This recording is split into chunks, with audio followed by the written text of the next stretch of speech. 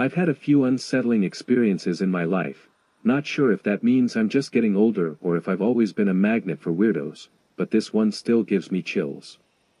Back in the early 80s, when I was 8, my family took a trip to visit my uncle who lived deep in the woods of Missouri. He owned a big piece of land, and pretty much the only people who lived on the road were family, so we never worried about strangers being around. Because of that, no one ever really locked their doors. Relatives were always dropping by unexpectedly for one reason or another. One night while we were staying there, the adults, my parents, aunt, and uncle, decided to go bowling in the next town over. That left me, I'm a girl, my brothers, ages 11 and 12, and my two girl cousins, ages 6 and 14, at home. It was still light when they left, but soon it started pouring rain, and the sky got dark fast. We had this game we loved to play, kind of like hide and seek in the dark, but we called it vampire. There was this thin mattress on the living room floor, and whoever was it would lie down on it, fold it over themselves like a coffin, and count down to midnight. Once they got there, they'd go hunting for everyone else. Since it was pitch black out in the country, seriously, couldn't even see your hand in front of your face, you didn't know which direction the vampire was looking, so you just had to go for it and try to make it back to the coffin before they caught you. I'm not gonna lie, I was lazy and never strayed far from the living room so I could make it back fast. That night, my 11-year-old brother Ben was doing his countdown. I was hiding maybe 6 feet away. As he counted, there was a flash of lightning. I'm not sure if I was already looking at the window or if the flash drew my eyes, but I saw a man right up against the glass. He had his hands cupped around his face like he was trying to see in, and he looked exactly how you'd imagine a creeper would, heavy set, scruffy beard, just bad vibes all around. I froze. Every hair on my body stood straight up. I tried to convince myself I hadn't really seen what I thought I saw, until Ben whispered sharply, "If anyone's hiding in here, don't move." I barely choked out a, "I'm here," right as another lightning bolt lit up the room. The man was still there, but now he wasn't looking in the window anymore, he had turned toward the front door. Ben and I instantly realized what was about to happen. The guy was only about 5 feet from the door, and so was Ben, but there was a couch between him and it. Ben jumped over the couch and locked the door right as the guy started jiggling the handle. At that point, Ben must have figured it was time to make it known that someone was home. He turned on the porch light and started flipping on every light in the house. I know it sounds weird, but I was too scared to freak out. I completely relied on Ben to tell me what to do. He told me to go lock the other doors and shouted for everyone to come out and lock all the windows. Everything from that point on is kind of fuzzy in my memory, like my brain took a break. I remember the early part crystal clear, and the end too, but the middle? Not so much. I know I locked the side door and then ran to the sliding glass door in the back. We've talked about this over the years, some people say we saw the man at the back door too.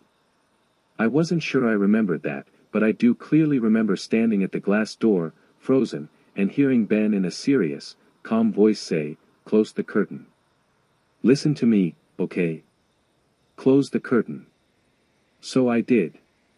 Ben doesn't remember saying that, but I remember how scared I was and how steady his voice was.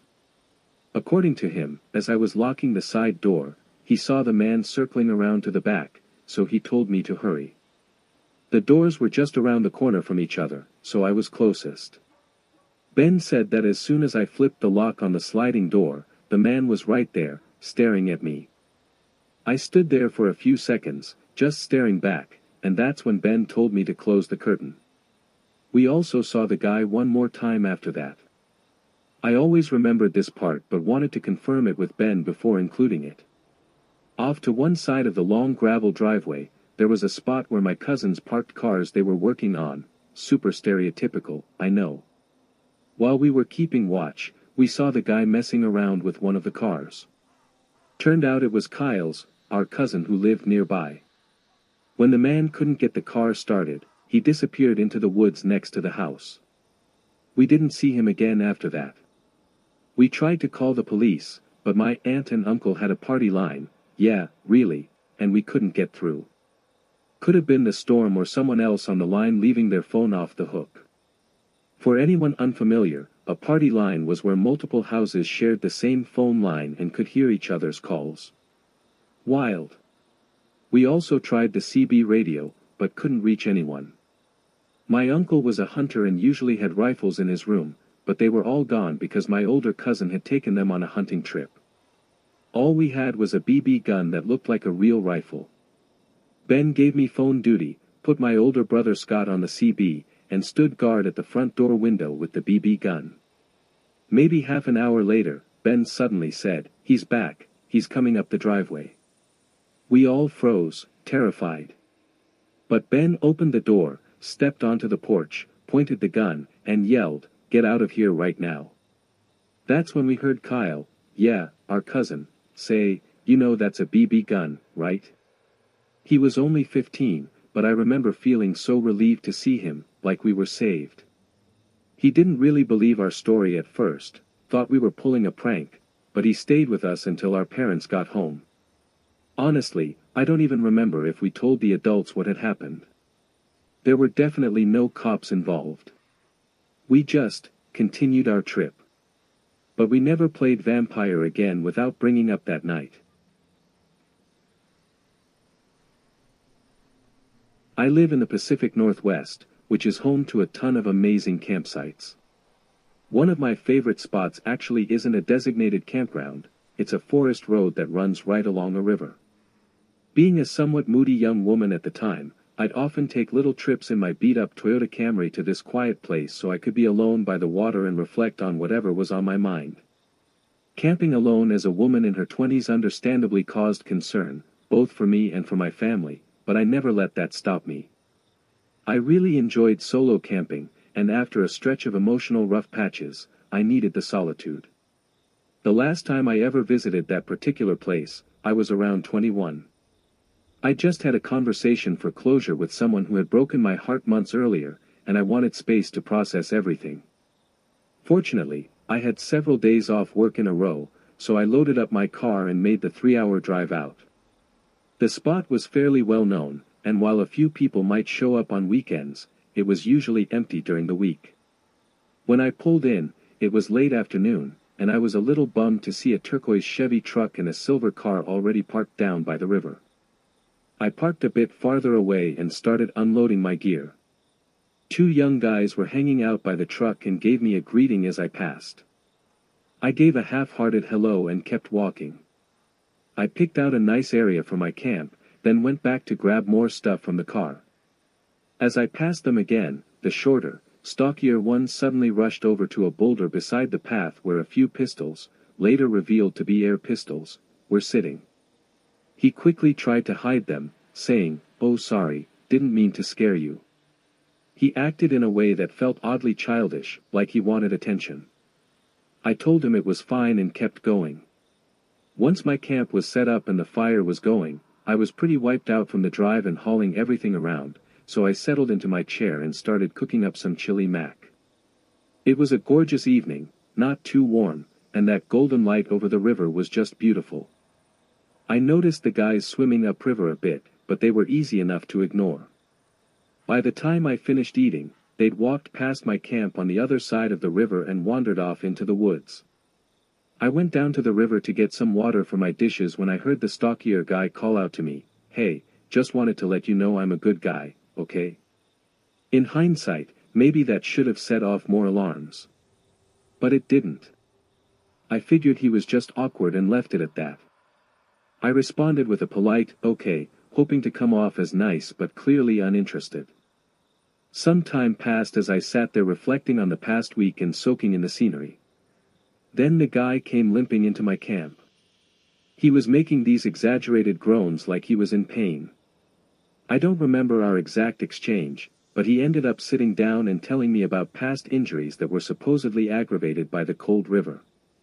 Just to say, at that time in my life, I was way more passive, especially around strangers. I've had to work hard on building boundaries since then, and this moment is a pretty strong reminder of why that's so important. I still regret not being more assertive that day. Maybe telling him off wouldn't have worked, but I do wish I'd been more direct. That said, back then I tried to be an empathetic listener when people seemed like they were struggling, partly because I was struggling, too, and wanted others to offer me the same grace. He definitely seemed down and, although he gave off some odd vibes, I chalked it up to a rough patch. He started telling me his life story, which got increasingly far-fetched. Injuries from a massive fall on a welding job, being impaled by rebar, saving himself in a dramatic way, etc. I mostly nodded along with the occasional, "Oh wow," or, "That sounds rough."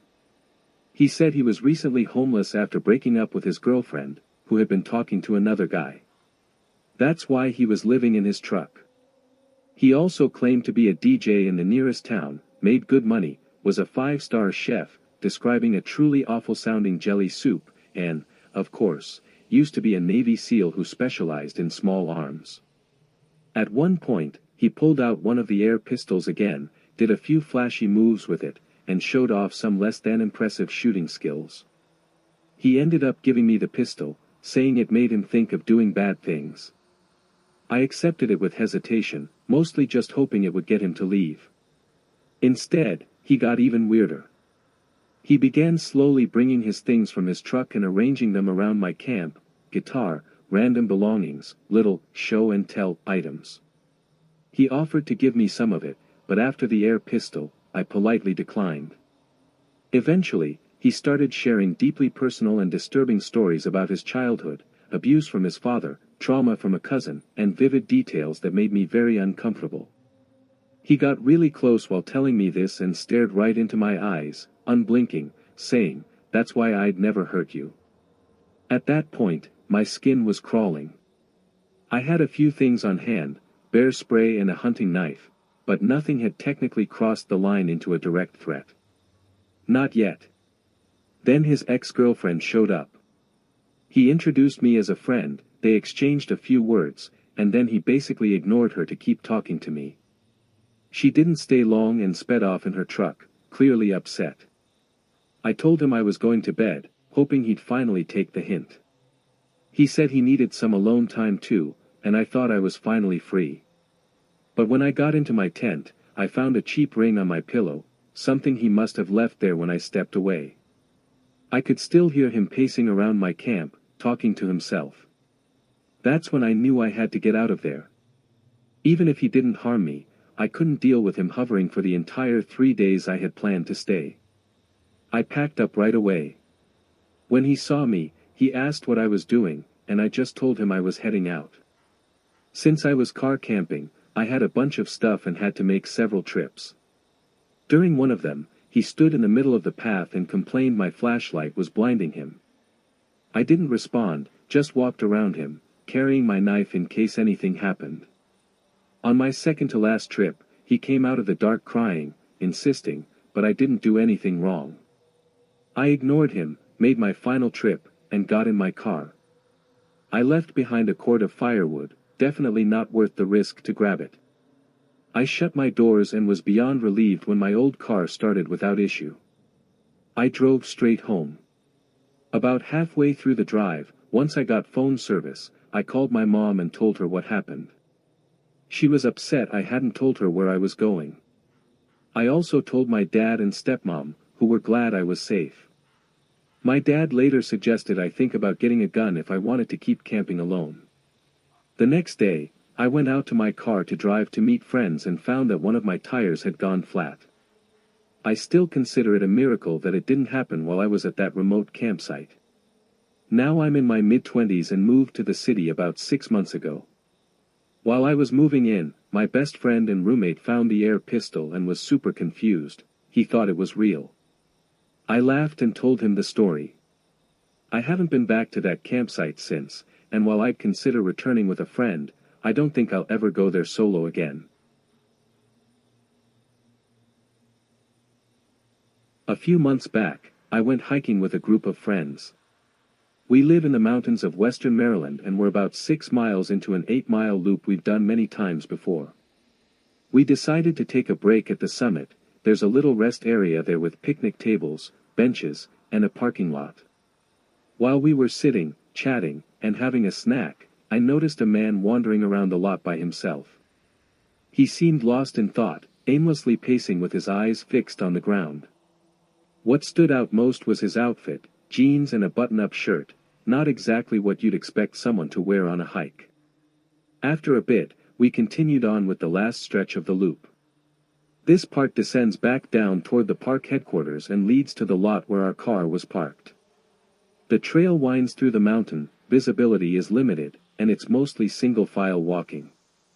I was at the front, chatting with my friend behind me, when I glanced back and saw that same man, now directly behind her, uncomfortably close. Right away, I got that gut-deep unease. He didn't have a backpack, no hiking gear, not even proper shoes. There was something in his eyes that really unsettled me. We kept moving for a bit, but he stayed just as close. I told my friend I needed to tie my shoe, mostly to create an excuse to stop and let him go ahead, maybe he was just trying to pass us. She picked up on what I was doing right away, and we both stepped aside. When he walked by, he looked surprised. She gave him a polite, "Hi," but he didn't say a word, just stared. That's when I noticed he was carrying a stick. While I knelt down fiddling with my shoe, my friend stood between us. He walked past, and we waited a minute to give him some space. But almost immediately, he slowed down again. We stood there watching as he moved further ahead, only to turn around and look directly at us from up the trail. At that point, our alarms were fully going off. We didn't want to pass him again, so we turned around and started hiking back the way we came, back toward the park area with the tables and more people. A few minutes into our retreat, I looked behind us, he was coming up the trail too. Still following. I told my friend to pick up the pace, and we power walked all the way back to the summit area. Once there, we paused to catch our breath and figure out our next move. We figured if he was still following, he'd show up soon, and if not, maybe he continued down the trail. At least here, with more people around, we felt safer. After waiting around 20 minutes, we hadn't seen him again. We started wondering if he had just gone on his way or if he might be waiting somewhere down the path, where the trail thins out and is more isolated. Then a couple came walking up the trail, headed the opposite direction. We approached them and asked if they had seen anyone along the trail between this lot and the next one. They told us there was a young man sitting on a rock about halfway down. Their description matched the guy who had been following us. We told them what happened, and the woman and I started talking about whether he might have been dangerous or just weird. That's when her husband cut in and said, "We should call a ranger, he wasn't just sitting there. He had a knife and was carving that stick." So yeah, we called the ranger. The couple offered to walk the rest of the loop with us to make sure we got back to our car okay, which we did, and they even gave us their phone numbers in case anything else came up. Later, rangers walked the trail, but there was no sign of the guy anywhere. I still wonder where he went and what he was doing out there, but more than anything, I'm relieved I trusted my instincts. Creepy, knife-carving dude in the woods, let's never cross paths again.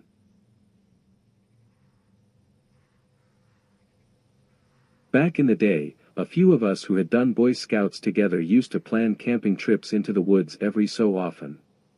Since we already had that shared background, things usually went off without a hitch.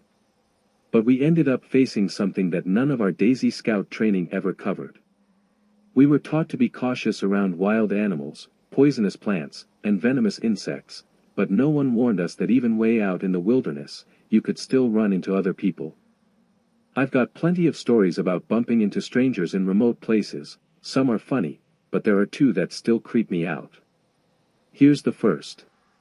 This one happened in Florida, early January.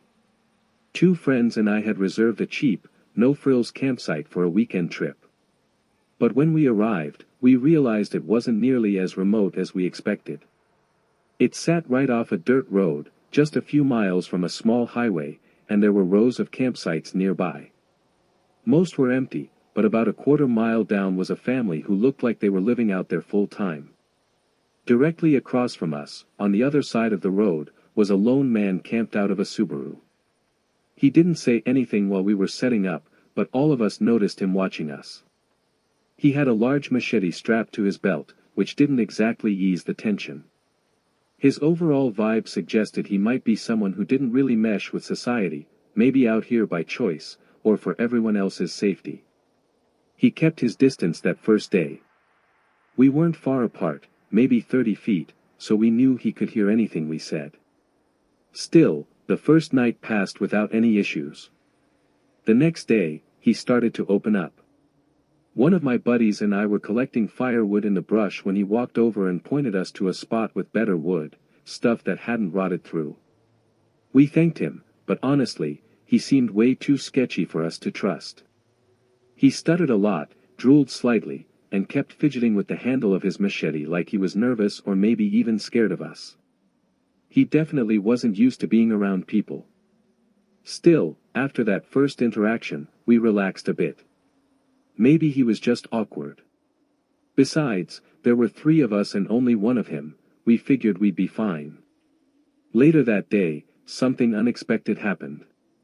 A car pulled into the site right next to the machete guy. We all immediately looked to see how he would react. He seemed visibly annoyed, and then more cars arrived.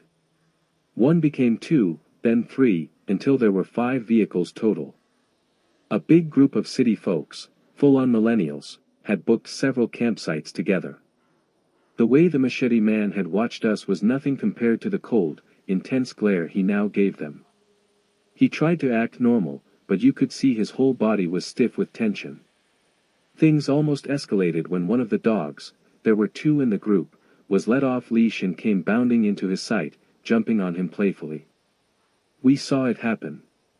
He actually barked at the dog, frozen like he was trying not to snap. His hand was right on that machete. Thankfully, the dog's owner rushed over and got control of it. But then we heard the man say something disturbing. "Next time that damn dog comes over here, I'm gonna shoot the __." It seemed like he was trying to send a message, don't act like you own this place. But surprisingly, the group didn't react much. They just kept the dog leashed after that. Once the sun went down, the chaos kicked up. The dog barked constantly, and everyone in the group was talking at the same time, shouting over each other. We could hear full conversations from our site, word for word. We started whispering and laughing to ourselves, mocking the ridiculous things we overheard. One of my friends nailed an impression of the most obnoxious guy in the group, and we kept repeating his lines in a joking voice. Eventually, the fire died out and it got cold. We all turned in and crawled into our hammocks. It was pretty chilly by Florida standards, so when I woke up at dawn, I stayed wrapped up and tried to sleep a little longer. At some point, I opened my eyes again and saw my friend crouched near the fire pit, trying to get the coals going. I wasn't ready to get up yet, so I closed my eyes, until I heard voices. Then I heard his voice, the machete man. My eyes snapped open. He was standing right next to my friend, way inside our camp, hand on his machete like always. I froze and pretended to be asleep, listening from my hammock. He asked my friend, "Which one of y'all was doing that dumbass voice?" My friend stumbled for a second before answering. That was me." There was a pause. My stomach dropped, half expecting to hear the sound of the machete being drawn. But instead, the guy let out a laugh. "Man," he said, "you guys had me cracking up in my tent last night." My friend let out a visible sigh of relief. "Yeah, we were just messing around. Thought it was funny." Then the man leaned in a little and said quietly, "I'm not kidding, though. I was this close. If y'all hadn't made me laugh like that, I was about 10 seconds from walking over there with my 9mm and shutting those people up." My friend didn't respond, not that I blame him. The man kept going. "I hate when those damn city people come out here. They should just stay in Orlando." Then he looked at my friend. "Y'all aren't from there, are you?" No, my friend replied quickly. "We're from Gainesville." "Not too bad," the guy said. Well, I'm gonna go try and get them to leave. See y'all later. He walked back to his site, and as soon as he was out of range, my friend looked at me and saw I was wide awake. "Did you hear that?" he asked. "Yeah, man. Good thing we're leaving today, right?" Just then, our third friend woke up, completely unaware. We filled him in, and we all agreed, trip's getting cut short. We had a quick breakfast, packed up our gear, and hit the road well before 10 a.m. We laughed it off at the time, trying to make light of it, but someone said, and I don't remember who, "What if we get home and see on the news that some guy shot up a campsite full of Orlando people?" Thankfully, that never happened. But driving away, it really felt like we were leaving those poor folks behind to deal with whatever could have happened.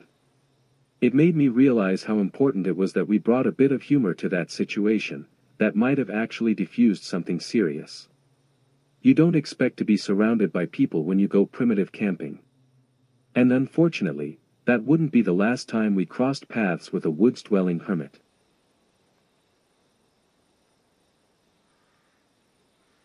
The second time I stumbled across someone unexpectedly in the woods could have ended way worse than it did.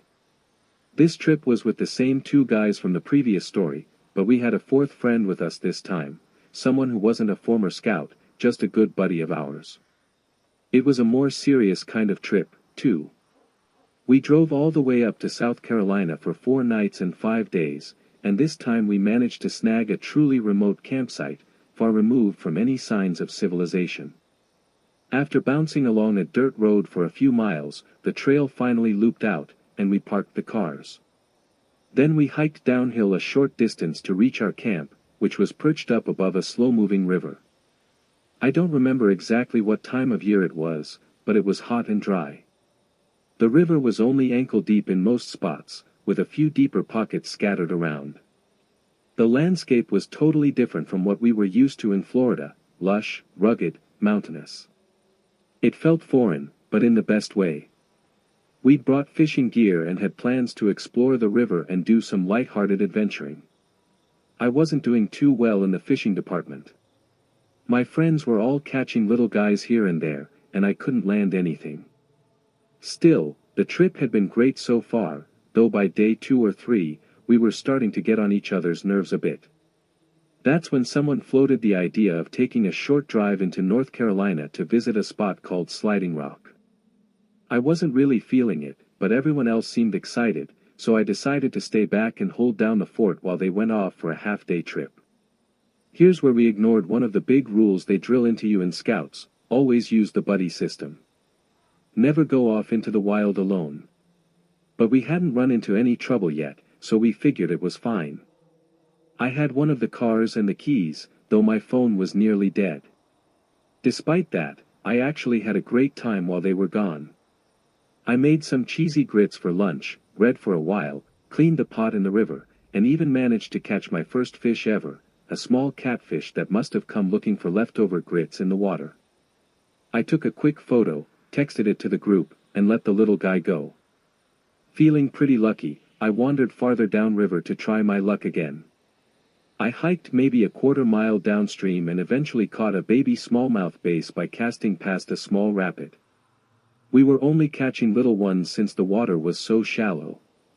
After releasing it, I sat on a smooth rock and just soaked it all in. The mountain breeze, the sound of water, the feeling of being miles away from everything. But then I got that weird instinctual feeling, like someone was watching me. The hair on the back of my neck stood up. I was completely alone, deep in unfamiliar Appalachian country, when I suddenly heard a branch snap up in the trees along the riverbank. I jumped to my feet, scanning for movement. Nothing. Then I looked down, and realized my legs and groin area were covered in tiny leeches. Dozens of them.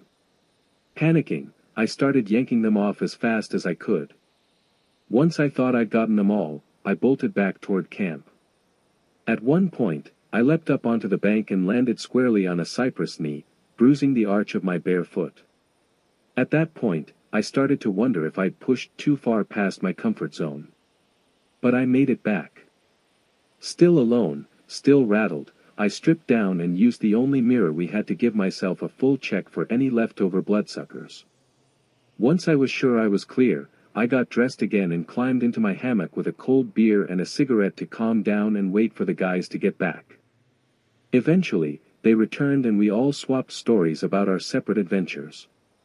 Not long after, me and the non-scout in the group decided to hike back up to the cars to charge our phones. We were gone maybe 45 minutes. When we came back down to camp, that's when we saw him. There was a man standing right in the river by our site, almost exactly where I'd been earlier in the day. He was talking to our two friends, and the way they were positioned made it clear they were uneasy. They weren't aggressive, but they'd definitely taken up a guarded stance, clearly waiting for us to return so we'd have numbers. This guy looked like he lived out of his backpack. Pure mountain man energy. I didn't get close enough to hear much, but my friends later told me he was barely understandable, missing teeth, mumbling in a deep Appalachian drawl. Apparently, his name was Bo. He said he owned all the surrounding land and mountains. He told our friends we could stay, as long as we were respectful, his permission, so to speak. Then he looked in my direction and mentioned that he'd seen me in the river earlier. Said he was about to come up and talk to me but changed his mind when I got spooked and took off. That's when it hit me, he'd been watching me. Probably for a while. Maybe the whole time I was alone. Maybe even when I was checking myself over naked for leeches. The thought made my stomach turn. The way he casually wandered into camp and inserted himself into the scene made all of us uneasy. There was a scattered, slightly off quality to him. He wasn't hostile, but there was an unpredictability there, like he could switch moods at any moment. From what my friend said, he had been slowly edging closer to the campsite until the rest of us showed up. Once we were all together, he finally backed off. That alone was enough of a red flag to make us stay on high alert for the rest of the trip. We never saw him again, but we never fully believed he was gone either. The idea of him lurking out in the woods around us, watching us from a distance, was enough to keep us uneasy. Every night after that, we took turns standing watch while the others slept. Bo never came back, but that didn't stop every snap of a twig or screech of an owl from putting us on edge. And let me tell you, an owl's scream in the middle of a dark, isolated night like that will rattle you to your bones. I hadn't been camping in a few years, but recently, I finally went on my first trip back out. There were 4 of us all together, some familiar faces I'd camped with before, and one of them brought along their new fiancée.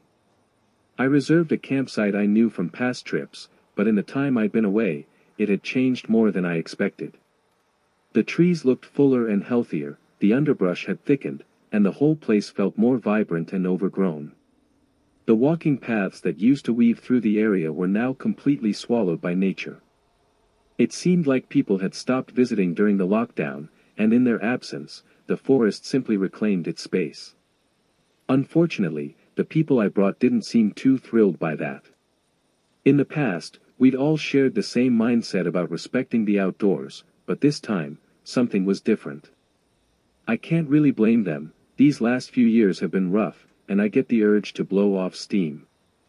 Still, when you're out in nature, it's important to remember that you're a guest in someone else's domain. But as soon as we were set up, they started acting like rowdy college students. Snapping branches off trees because they were in the way, drinking way too much, tossing beer cans into the woods. And even tossing burning coals out of the fire ring just to watch them spark up, then stomping them out seconds before they spread too far. They were breaking every rule in the book. I got mad and told them to knock it off, but they brushed me off, handed me a beer, and told me to relax. I tried. But as night settled in, I just couldn't shake the bad feeling. While they stayed up getting louder by the fire, I went to bed early, though I wasn't even that tired, just annoyed. They were shouting and laughing like they were at a concert, yelling about nothing in particular. I didn't check the time, but I knew it was late when things finally went quiet. It felt like the forest itself let out a sigh of relief when they all passed out. I laid there listening to the insects for a while, the only one still awake. Eventually, I got up to relieve myself one last time. I stepped out and walked to the tree line near our site to take a leak. Naturally, my eyes drifted into the shadows of the woods. I could see the crescent moon peeking through the trees. And below it, just darkness and silhouettes, until I saw something else. A pair of eyes. Staring right at me. They reflected white in the dim moonlight, and I flinched instinctively, quickly covering myself and looking away. But when I looked back, they were closer. Close enough that I could start making out a shape. It was a person, or at least it looked like one, standing motionless in the open. There was something deeply wrong about them. I felt frozen in place, unsure whether I should speak. "Hey, who's there?" I managed to call out. No answer. I reached for my small flashlight, fumbling through my pocket, glancing away for only a second. When I turned the light on and pointed it forward, they'd moved again. Now they were only about 30 feet away. I gasped in fear, but the light helped reveal more detail. And I was stunned. It looked exactly like my friend's fiancée. Same clothes. Same build. Same face. But something wasn't right. The whites of her eyes were too bright, almost glowing, and the way she stood, rigid, like a puppet on strings, was unnatural. "Haley?" I asked, trying to keep calm. "What are you doing out here?" She paused. Then finally responded. But it wasn't her voice, it was mine. "What are you doing?" she said, perfectly mimicking me. I froze. Haley doesn't do impressions. This wasn't a joke. I took a step backward, and she matched it, moving in perfect sync. I stopped moving, staring, trying to understand. Maybe she was sick. Maybe she was sleepwalking, or having some kind of episode. I tried again. "It's late," I said. "You should be in your tent. Are you okay? Do you need help?" She echoed me again, same tone, same voice. "You should be in your tent." A chill ran down my spine. I backed away slowly, heading for the others. She followed, matching my steps again, drifting like she wasn't even walking. When I reached my friend's tent, she was now standing right at the edge of the clearing. I started slapping the tent and yelling. "Steven! Wake up! Something's wrong with Haley." He groaned and unzipped the flap, poking his head out, clearly annoyed. "What the hell are you talking about?" he muttered. "Haley's right here." He pulled the flap open, and I shined my flashlight inside. Sure enough, Haley was there, still tucked into her sleeping bag, just beginning to wake up from the noise. I turned back toward the trees, shining the light where I'd seen her, or whatever it was. Gone. No one there. Not a trace. Steven stared at me. "You okay, man? You look freaked out." "Yeah, because I am freaked out," I snapped. "I swear to God, I just saw someone, or something, out there, and it looked like Haley." He looked into the woods, then back at me like I was losing it. "Dude, there's nothing there." I tried to convince him, but he brushed it off. Told me to sleep it off, then zipped up the tent and shut me out. I couldn't go back to mine. No way. I sat down by the fire instead and stirred the coals back to life, keeping watch. Every little sound in the woods made my heart jump. I was convinced I'd see those awful, glowing eyes again at any moment. By morning, I'd had enough. I woke everyone up and told them we were leaving, no discussion. They grumbled and complained, but since it was my car and most of the gear was mine, they didn't have a choice. The ride home was dead silent. They've barely spoken to me since. Now they all think I'm losing my mind and keep telling me I need to see a therapist. But I know I saw something. If anyone out there has heard of anything like this, I'd love to know what it might have been. My best guess is that something out in those woods got used to not seeing people for a while. And the group I brought didn't exactly earn its respect. Or, maybe I am losing it. Either way, I don't think I'll be going camping again anytime soon.